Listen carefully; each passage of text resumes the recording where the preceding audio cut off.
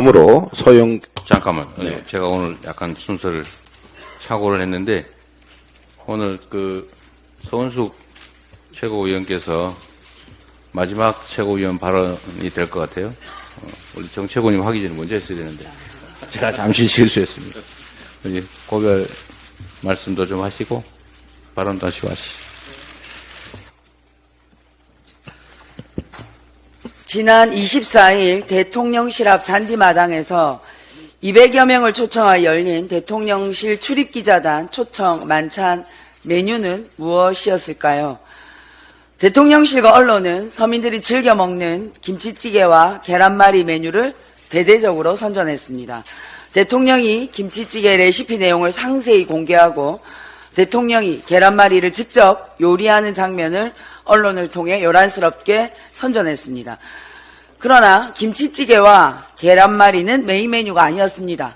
실은 안동 한우, 완도 전복, 제주 오겹살, 경남 만개떡, 고창 수박 이런 전국 각지를 대표하는 사내 진미를 제공했습니다.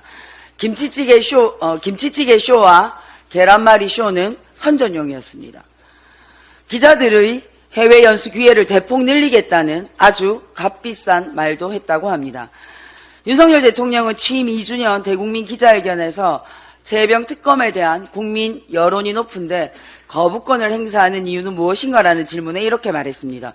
모든 절차가 마무리되면 수사당국에서 상세하게 수사 결과를 설명할 것이다. 그것을 보고 국민이 납득이 안 된다고 하시면 그때는 제가 특검을 하자고 먼저 주장하겠다. 이렇게 말했습니다. 바로 이런 말이 국민을 속이기 위해 윤석열 대통령 만찬 쇼에 동원되었던 김치찌개, 계란말이 같은 말입니다.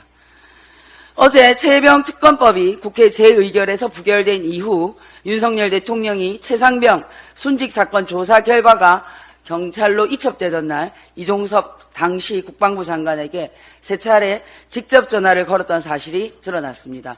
여러분이 방금 MBC 단독 보도를 보셨죠? 대통령 휴대폰이 아니라 검사 시절 사용한 휴대폰으로 은밀하게 전화했다고 합니다. 숨겼던 한우, 전복, 오겹살, 메인 메뉴가 드러난 것입니다.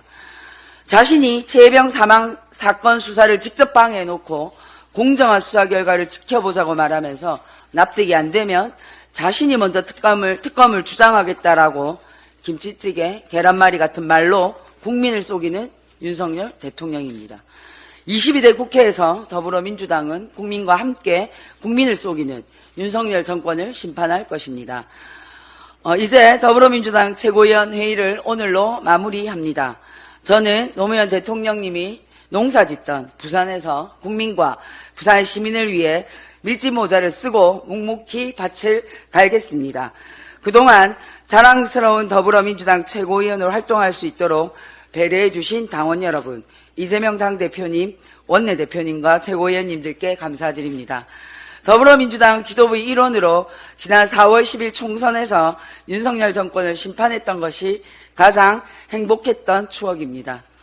이번 총선에서 완성하지 못한 지역구도 극복과 국민 통합을 위해 그리고 지방선거 승리와 정권교체를 위해 더욱 낮은 자세로 열심히 정진하겠습니다. 고맙습니다. 네, 수고하셨습니다. 네, 다음으로